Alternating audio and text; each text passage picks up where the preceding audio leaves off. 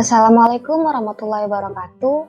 Perkenalkan, saya Diniati Jasmine, mahasiswa PPG Prajabatan Gelombang 2 Universitas Jambi Pendidikan Bahasa Inggris.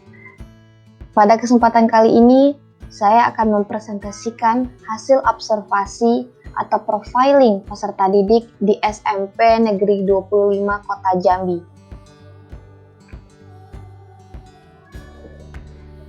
Dalam presentasi ini saya akan memaparkan data dua anak bermasalah, yang mana data tersebut pertama ada latar belakang, kesulitan belajar, penyebab, dan juga strategi yang saya tawarkan. Langsung saja masuk ke siswa pertama, yaitu siswa A. Siswa A di sini adalah siswa laki-laki yang berusia 12 tahun. Latar belakang perkembangan fisiologi siswa A ini untuk tinggi badan dan berat badan itu belum memasuki perkembangan fisiologis anak remaja yang baik, yang mana siswa A ini hanya memiliki tinggi badan 120 cm dan berat badan 25 kg.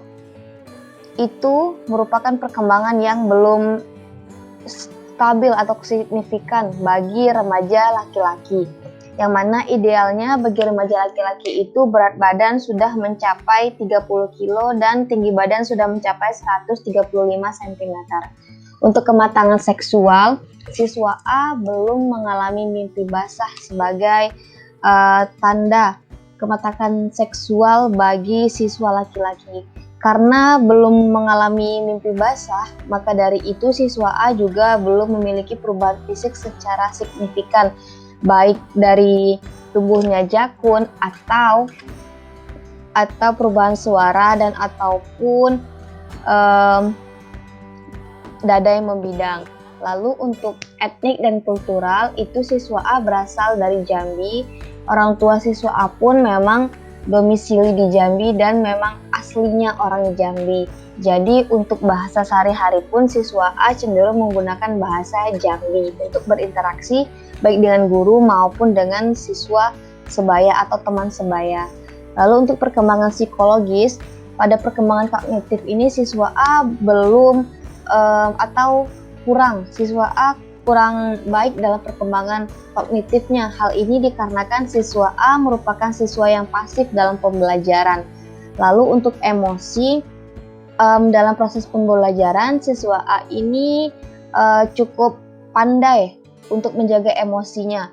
Ini saya lihat berdasarkan observasi lapangan bahwasanya siswa A ini memiliki cacat pada kakinya yang menyebabkan jalannya itu agak berbeda dari temannya. Namun ketika diejek atau dibercandain oleh temannya, siswa A tidak merasa tersindir dan tidak marah. Lalu untuk perkembangan psikososial dan moralnya ini sudah baik. Psikososialnya dapat terlihat dari bagaimana interaksi siswa A ini dengan temannya, baik teman sekelas di lingkungan sekolah maupun di lingkungan luar, di lingkungan guru. Lalu untuk moralnya pun sudah baik. Hal ini ditunjukkan dari sikap positif siswa A selama proses pembelajaran. Lalu untuk kesulitan belajar, yang pertama itu siswa A tidak memiliki motivasi belajar. Hal ini dikarenakan siswa A tidak memiliki kemauan untuk mengetahui pembelajaran bahasa Inggris lebih lanjut. Lalu karena tidak memiliki motivasi tersebut, maka siswa A tidak terlibat aktif dalam pembelajaran. Siswa A ini cenderung diam dan tidak banyak interaksi dalam proses pembelajaran. Lalu tidak menjawab pertanyaan yang diberikan guru. Karena tadinya tidak memiliki motivasi, maka siswa A ini tidak memiliki antusias dalam proses pembelajaran, termasuk menjawab pertanyaan yang diberikan oleh guru. Lalu yang keempat itu pasif dalam kelompok dan individu, dan yang kelima lebih banyak diam dalam proses pembelajaran. Selanjutnya untuk penyebabnya ini karena siswa A tidak menyukai mata pelajaran bahasa Inggris.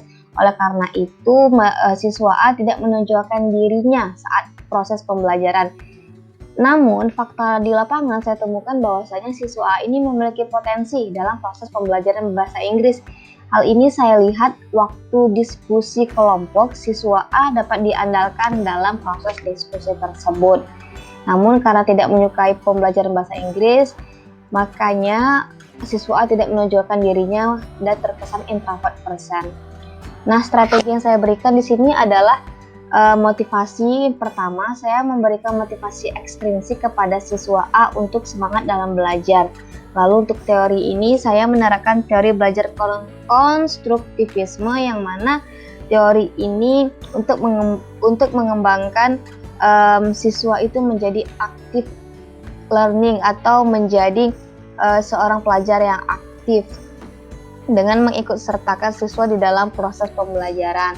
Lalu model pembelajaran yang saya tawarkan adalah active learning yang disesuaikan dengan gaya belajar.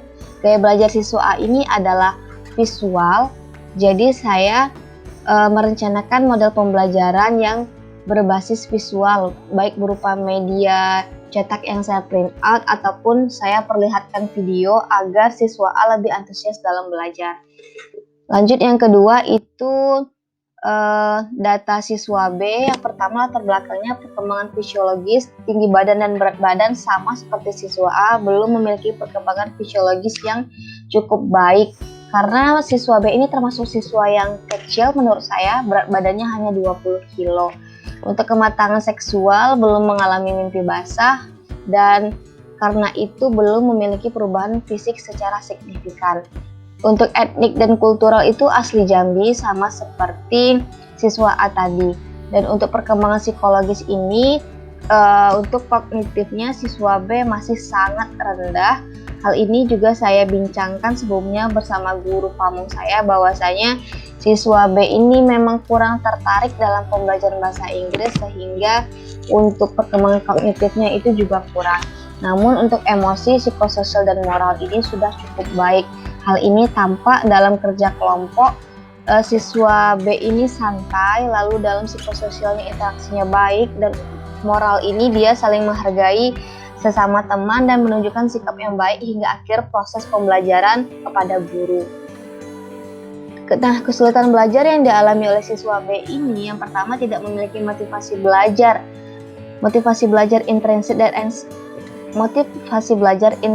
dan ekstrinsik tidak dimiliki oleh siswa B. Karena itu, siswa B ini terkesan pasif dalam pembelajaran.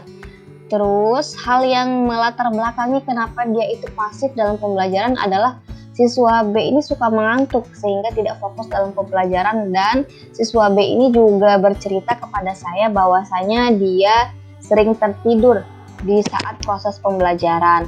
Karena dari itu, siswa B tidak terlibat aktif dalam kerja kelompok dan individu dan tidak dapat mengekspresikan diri dengan baik. Jadi dalam kerja kelompok ataupun individu itu lebih banyak diamnya.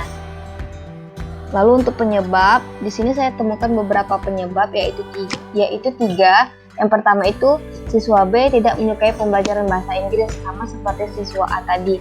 Namun siswa A ini memiliki potensi, beda dengan siswa B yang sama sekali mungkin tidak memiliki potensi. Karena selama proses pembelajaran saya tidak pernah melihat siswa B ini show up dirinya bahwasanya dia mampu dalam proses pembelajaran bahasa Inggris. Lalu kebiasaan mengantuk yang ia miliki menjadi sebab bahwasanya dia tidak bisa aktif dalam pembelajaran. Dan yang ketiga, saya tampak di luar pembelajaran, siswa B ini kurang bersosialisasi. Mungkin hal ini juga yang mendasari bahwasanya dalam proses pembelajaran itu siswa B lebih banyak pasifnya. Untuk strategi yang saya tawarkan di sini, motivasinya untuk strategi ini kurang lebihnya sama seperti yang saya sampaikan pada siswa A, namun hanya beda di gaya belajar. Siswa A tadi gaya belajarnya visual, namun siswa B ini gaya belajarnya kinestetik. Jadi untuk siswa B ini saya menawarkan model pembelajaran active learning juga, yang mana siswa dituntut aktif dalam proses pembelajaran dan disesuaikan dengan gaya belajar. Karena siswa B ini gaya belajarnya kinestetik, jadi saya akan mencari materi ajar yang dapat siswa B ekspresikan dengan baik. Contohnya pada materi procedural text itu saya bisa meminta siswa B untuk dapat mengekspresikan how to make a tea or how to make a coffee in a good order. Baik, sekian dari saya. Mohon maaf apabila ada salah dan kurang dalam penyampaian. Saya akhiri. Wabillahi taufiq wal hidayah. Assalamualaikum warahmatullahi wabarakatuh.